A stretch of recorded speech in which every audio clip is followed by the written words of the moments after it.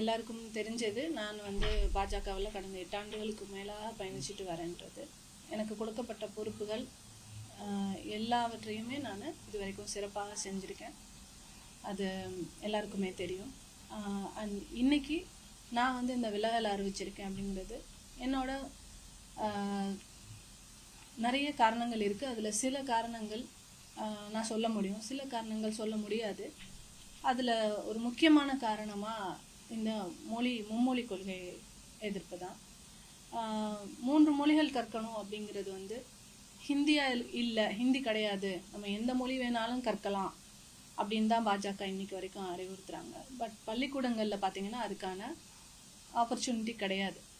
இப்போ ஹிந்திக்கு டீச்சர் இருப்பாங்க, மராட்டி கற்றுக்கணும், மலையாளம் கற்றுக்கணும்னா எல்லா சப்ஜெக்டும் கற்றுக்கணுன்றதுக்கு டீச்சர்ஸ் கிடையாது. ஸோ ஒரு கடையில் வாங்க வாங்க சாப்பிட வாங்கன்னு கூப்பிட்டுட்டு இங்கே இந்த 2 சாப்பாடு தான் இருக்குது சாப்பிடுங்க அப்படின்னு சொல்லக்கூடாது. உள்ளே போய் உட்கார்ந்ததுக்கப்புறமா இருக்கிறத சாப்பிட்டுட்டு வருவோம்ல, அந்த மாதிரி ஒரு நிலைமை கல்வியில் இருக்கக்கூடாதுன்னு நினைக்கிறேன். நம்ம பசிக்கு சாப்பிட்ற மாதிரி கிடையாது. இது மொழிங்கிறது யார் வேணாலும் கற்றுக்கலாம், எந்த மொழியை வேணாலும் கற்றுக்கலாம். மொழிக்கு எதிர்ப்பு கிடையாது, ஹிந்திக்கு எதிர்ப்பும் கிடையாது. ஹிந்தியும் கற்றுக்கலாம், தெலுங்கு கற்றுக்கலாம், மலையாளம் கற்றுக்கலாம், இப்படி எந்த மொழி வேணாலும் கற்றுக்கலாம். எம்மொழி காப்போம், எம்மொழியையும் கற்போம் அப்படின்ற ஒரு கொள்கையை தான் நம்ம கொண்டு போகணும்னு நான் நினைக்கிறேன். ஏன்னா ஒரு மொழியை நம்ம கொண்டு வரணும். இன்னைக்கு ஆதிக்கம் பார்த்தீங்கன்னு சொன்னால் ஹிந்திக்காரங்க நம்ம நாட்டில் வேலை பார்க்குறவங்க அதிகமாயிட்டாங்க. அண்ட் அதில் பாசிட்டிவும் இருக்குது, நெகட்டிவும் இருக்குது. அதுக்காக அவங்கெல்லாம் நம்ம ஊரில் வேலை பார்க்கக்கூடாதுன்னு நினைக்க வேணாம். அவங்க இங்கே வரலாம், நம்ம அங்கே போகலாம். அவங்க தமிழ் கற்றுக்கலாம், நம்ம ஹிந்தி கற்றுக்கலாம், தப்பு கிடையாது. அதுக்கான தேவை இருக்கும்போது இந்த லாங்குவேஜை கற்றுக்கிட்டாதான் இந்த வேலை எனக்கு ஓடும் அப்படின்னா அந்த லாங்குவேஜை கற்றுக்கிட்டு அவனோட உரையாடுறது ஆரோக்கியமான விஷயம். அண்ட் நான் எதை தவறுதலாக பார்க்குறேன் அப்படின்னா, இந்த மொழி இந்த நாங்கள் சொல்கிற இந்த விஷயங்களை நீங்கள் ஏற்கலை அப்படின்ற பட்சத்தில் உங்களுக்கான ஃபண்டு கொடுக்க மாட்டேன் அப்படின்றதெல்லாம் நான் ஒரு ஆணவமாகவும் அதிகாரம் ரொம்ப தவறுதலாக பயன்படுத்துறதாகவும் நான் பார்க்குறேன். அதனால இது ஒரு நல்ல ஒரு ஆரோக்கியமான ஒரு விவாதமாக இருந்திருக்கலாம். நாங்கள் இப்படி நினைக்கிறோம், நீங்கள் என்ன நினைக்கிறீங்கன்னு மத்திய அரசாங்கமும் மாநில அரசாங்கமும் ஒரு நல்ல ஆரோக்கியமான விவாதமாக இருந்து அதை நடத்துறது தான் நம்ம நாட்டுக்கு நல்லது, நம்ம எதிர்கால சந்ததிகள், நம்ம குழந்தைகளோட எதிர்காலத்துக்கு நல்லதுன்னு நினைக்கிறேன். ஆரோக்கியமான விவாதத்துக்கே இடம் இல்லை. நான் சொல்கிறத தான் நீங்கள் செய்யணும், நான் சொல்கிறத நீங்கள் செய்யலைன்னா இதை கட் பண்ணிடுவேன், அதை கட் பண்ணிடுவேன்னு சொல்கிறது எனக்கு உடன்பாடு இல்லை.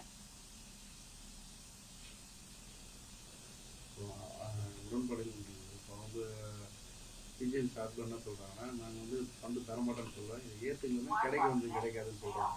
ஒரு பாஜக ஆதரவாளர் நீங்கள் அப்படி சொல்லிட்டு அது காரணமாக அது கட்டாது, அது தப்புன்னு தான் சொல்கிறேன். இல்லை அவங்க என்ன சொல்கிறாங்கன்னா, இந்த கொள்கையை ஏற்றுக்கலன்னா ஃபண்டு இல்லை, நான் ஃபண்டு தரமாட்டேன்னு சொல்லலாம், இந்த கொள்கையை ஏற்றுக்கலன்னா ஃபண்டு கிடையாது அப்படின்ற மீனில் பிஜேபி சப்போர்ட்டர்ஸ்லாம் சொல்கிறாங்க.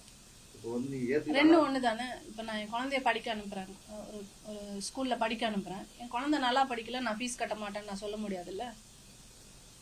ஃபீஸ் கட்டுறதுன்றது என் குழந்தை எப்படி படித்தாலும் அந்த ஸ்கூல் நடத்துகிறவங்களுக்கு ஃபீஸ் கட்டுறதை கட்டி தான் ஆகணும். எல்லா பள்ளிக்கூடங்களுக்கும் எப்படி கொடுக்குறோமோ அதே மாதிரி ஒரு ஃபண்டுங்கிறது எல்லா மக்களுக்கும் ஈக்குவலாக கொடுக்கணும். அதில் பாகுபாடு காட்டுறதுங்கிறது ஏற்றுக்கொள்ள முடியாத ஒரு விஷயமா பார்க்குறேன். தமிழக அரசுக்கும் மத்திய அரசுக்கும் மோதல் இருக்கு. திடீர்னு இந்த ஒரு காரணமா வெளியில வரதுக்கு வேற ஏதாச்சும் காரணம் இல்லை? அதான் சொல்றேன், நிறைய காரணங்கள் இருக்கு. நிறைய காரணங்கள்ல இது ஒரு காரணம். இன்னைக்கு இந்த காரணம் எல்லாருக்கும் கண்டிப்பா கொண்டு போய் சேரணுன்றதுக்காக இன்னைக்கு இந்த காரணத்தை சொல்லியிருக்கேன். தேவைப்பட்டா வேற காரணங்கள் இருக்கு, அதையும் சொல்லுவேன். கண்டிப்பா அழுத்தம் எல்லாம் யாருக்கும் கொடுக்க முடியாதுங்க. அழுத்தம் எல்லாம் கொடுக்குற அளவுக்கு நம்ம சுதந்திர இந்தியா, ஜனநாயக நாடு அப்படிங்கும்போது நம்ம அழுத்தம் கொடுத்தாங்க எனக்கு அப்படின்லாம் நான் சொல்ல விரும்பலை. அண்ட் இது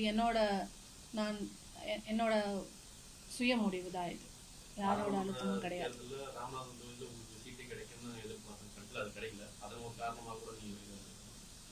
சீட்டு இன்னைக்கு கிடைக்கும், நாளைக்கு கிடைக்காது. பொறுப்பு இன்னைக்கு கிடைக்கும், நாளைக்கு கிடைக்காது. அதை பொறுத்து அரசியல் பயணம் பண்றது ஆரோக்கியம் கிடையாது. எப்போவுமே நம்ம மக்கள் பணி செய்யணும். ஏன் நான் ராமநாதபுரம் தொகுதி ஃபோக்கஸ் பண்ணுறேன்னு சொன்னால், 4ஆம் தமிழ் சங்கத்தை துவக்கியவர் வந்து பாண்டித்துரை தேவர் என்ற சேதுபதி மன்னர் இல்லைங்களா.